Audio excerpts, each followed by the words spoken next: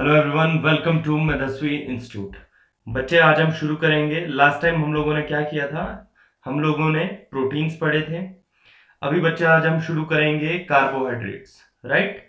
तो I hope बच्चों आप लोगों ने प्रोटीन्स पढ़ लिए होंगे। और यही जो भी मैं आपको अभी करवा रहा हूँ ये स्ट्रिक्टली एनसीईआरटी से रिलेटेड है। साथ ही में बच्चे मैं आपको बताना चाहता हूँ कि मेधावी इंस्टीट्यूट ऑफलाइन क्लासेस और ऑनलाइन क्लासेस में हम लोग एक बैच बिठा रहे हैं, +2 का बैच, जो अभी आपके सेशन शुरू होगा। सो स्टार्टिंग से हम ये जो बैच बिठा रहे हैं बच्चे, ये अप्रैल से लेकर जुलाई तक हम +2 का सिलेबस इसका कवर अप कर देंगे। एंड आफ्टर जुलाई बच्चे हम लोग क्या करेंगे, +1 शुरू कर देंगे। सो जुलाई के बाद क्या आता है, अगस्त से हम लोग शुरू कर देंगे। अगस्त सितंबर, या हो सकता है अगस्त तक भी हम चला लें, क्योंकि अगस्त में एग्जाम भी है ना, जैसे नीट का कुछ बच्चों का। राइट? तो अगस्त से, या मोस्ट प्रोबेबली हम मिड जुलाई या फिर अगस्त से हम लोग ये चला देंगे। राइट? देन अगस्त से टिल नवंबर तक हम लोग क्या करेंगे, +1 वापिस से पढ़ेंगे बेसिक्स को।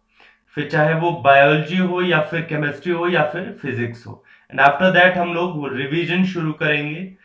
एंड आप लोगों की क्वेश्चन प्रैक्टिस शुरू होगी। तो बेटा, इस बैच में अगर आपको एनरोल होना है तो आपको क्या करना पड़ेगा, आपको आपको कॉल करना है।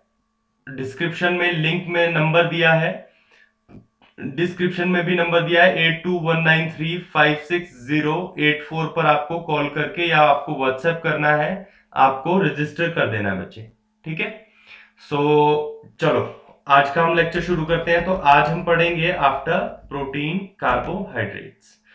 सो बेटा, कार्बोहाइड्रेट्स क्या होते हैं? जो कार्बन, हाइड्रोजन और ऑक्सीजन से मिलके बनेंगे, पहली चीज। राइट? इन तीनों से मिलकर ही बनते हैं कार्बोहाइड्रेट। होता क्या है, कितना परसेंट ये हमारी बॉडी या नेचर में प्रेजेंट है? सो 95% of dry weight of protoplasm.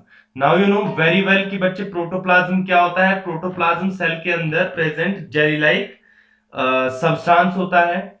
ठीक है? सो 90%, 95% ड्राई वेट का मतलब क्या है? वहां से वाटर को इवेपोरेट कर दिया गया है। And then the remaining weight is dry weight, and that is, and out of that dry weight 95% is carbohydrate and 80% dry weight of plant. तो बच्चे, अगर प्लांट का हम देखो, ये बात थी सेल की जो स्टार्टिंग में करी थी ना, 95% ऑफ ड्राई वेट। एंड अगर पूरे प्लांट की बात करें overall, then 80% dry weight of plant. Right?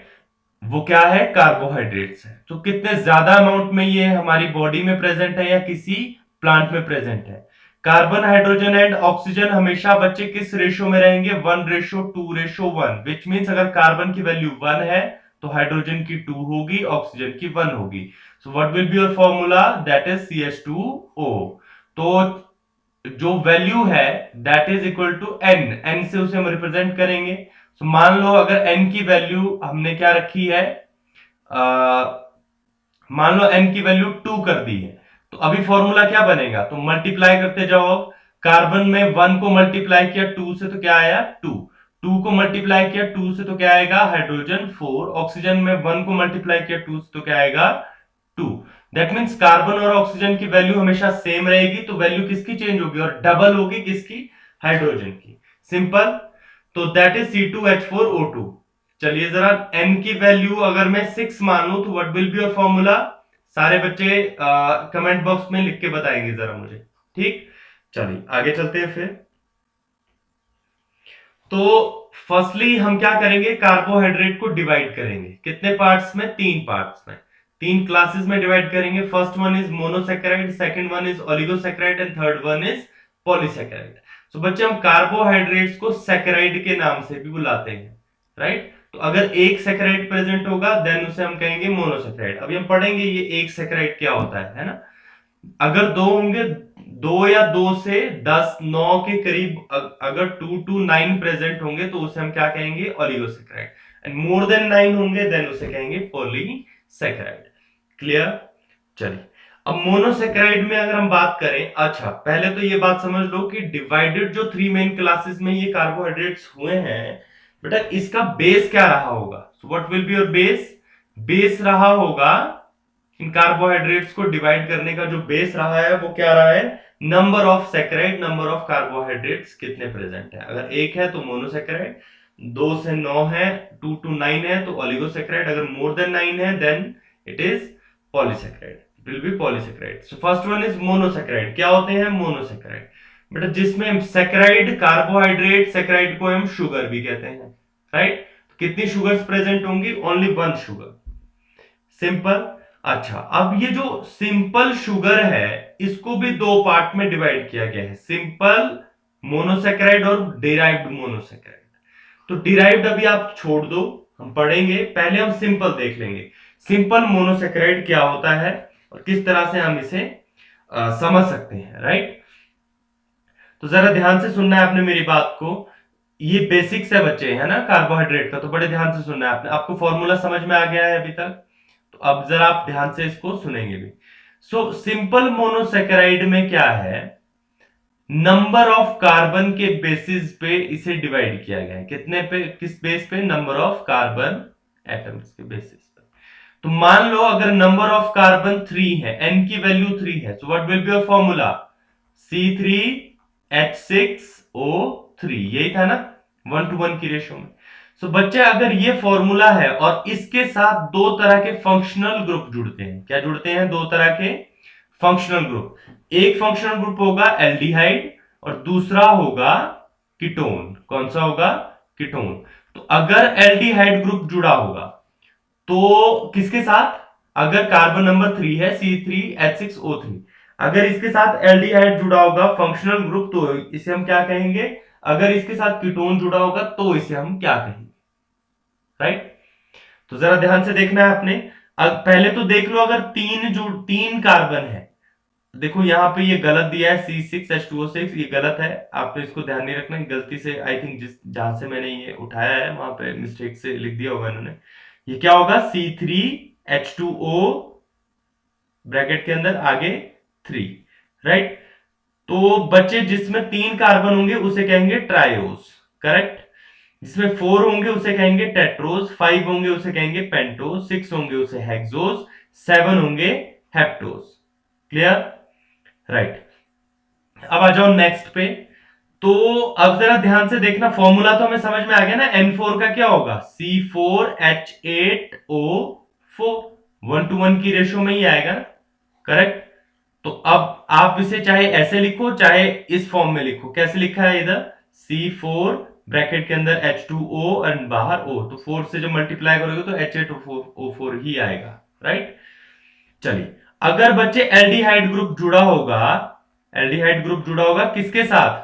N carbon number 3 के साथ, तो उसे हम कहेंगे ग्लिसरोज। क्या कहेंगे? ग्लिसरोज। तो याद करो, आपने ग्लिसरोज कहां पढ़ा है? अगर आपको याद हो तो आपने ये ग्लाइकोलिसिस के 5th स्टेप में पढ़ा है। कौन से स्टेप में? 5th स्टेप में। मैं आपको वहां भी वापस से याद दिलाऊंगा जब हम पढ़ेंगे। एंड अगर बच्चे कीटोन ग्रुप जुड़ा हो सेकेंड एल्डिहाइड, तो उसे हम क्या कहेंगे? Dihydroxy acetone. याद रखना ये ग्लाइकोलिसिस के 5th स्टेप में आते हैं, ठीक है? वहां पे क्या होता है? 6 कार्बन मॉलिक्यूल 3 कार्बन के 2 मॉलिक्यूल में टूट जाता है। बात समझ में आई?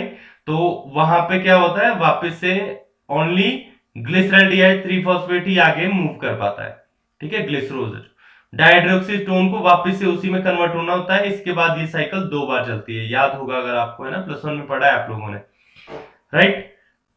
ये हम पढ़ेंगे आगे भी, ठीक है? तो अभी अगर आपको नहीं आता तो ज्यादा घबराने की जरूरत नहीं है।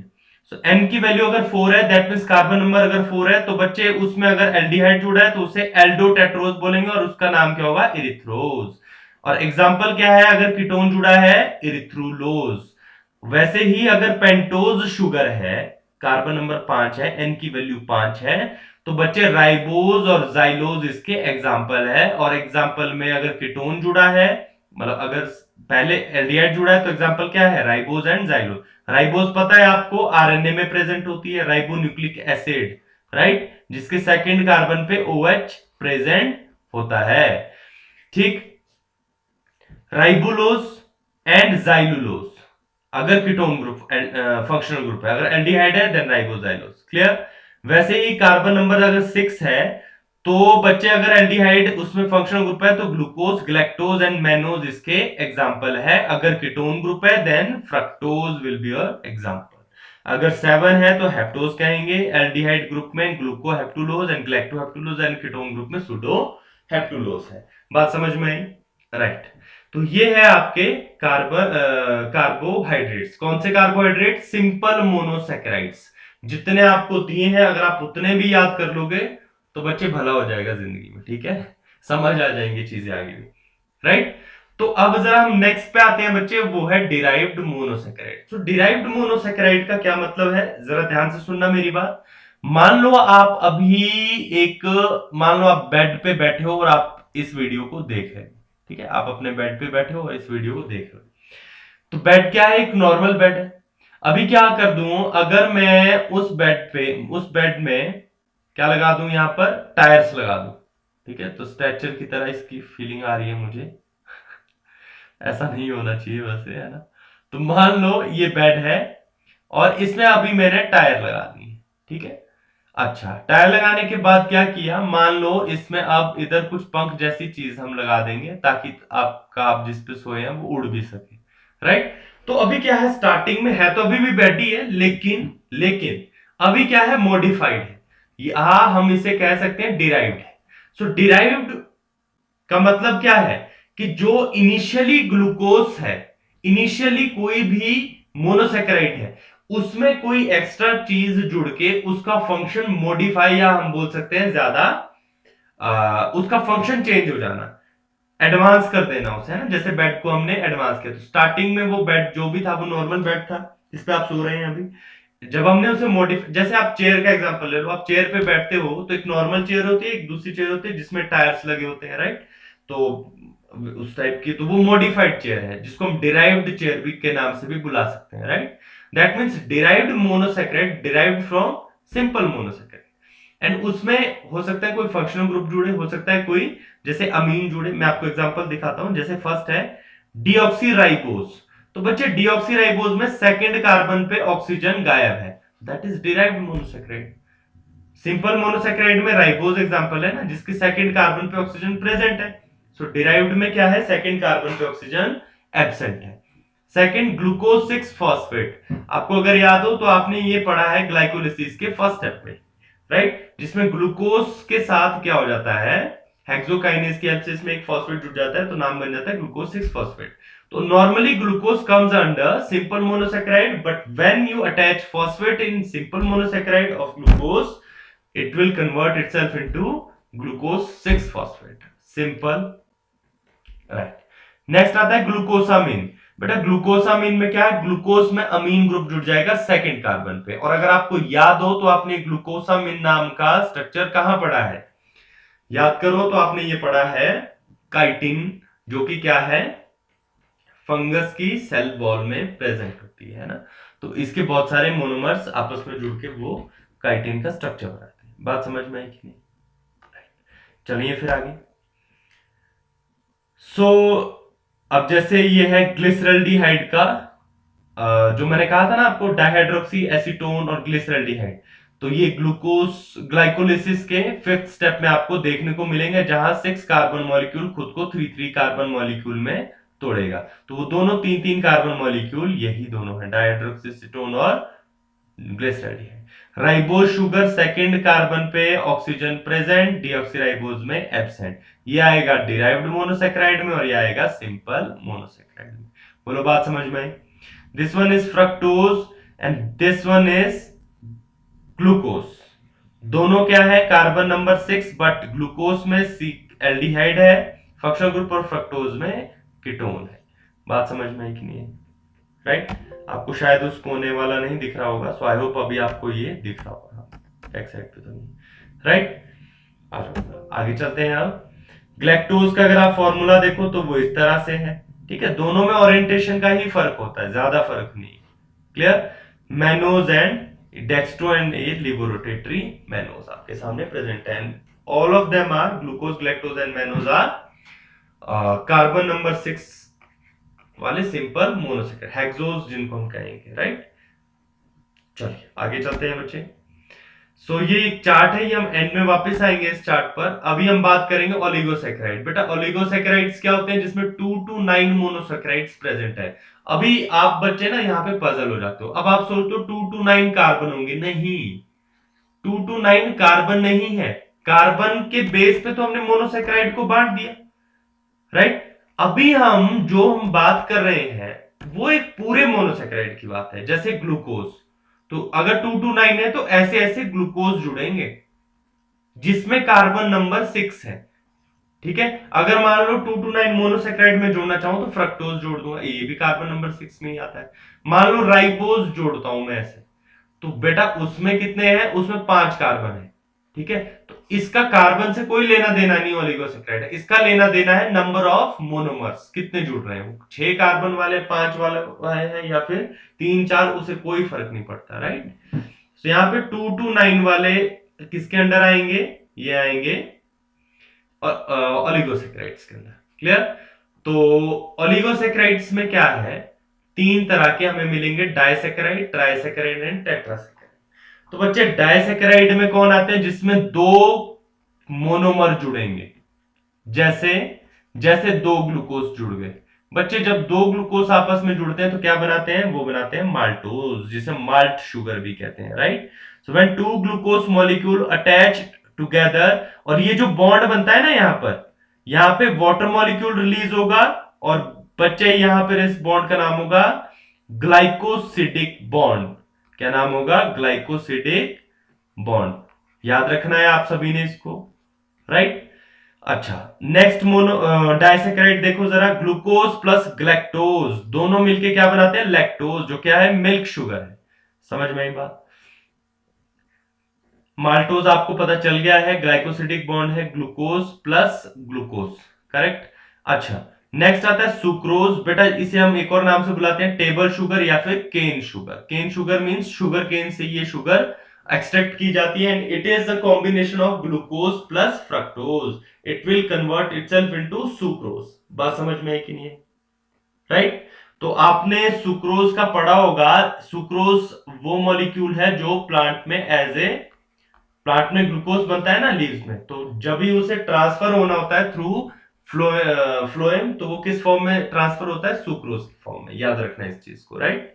तो प्लांट में transfer of food in the form of sucrose, and sucrose is made up of glucose plus fructose, which means sucrose is a disaccharide. Clear?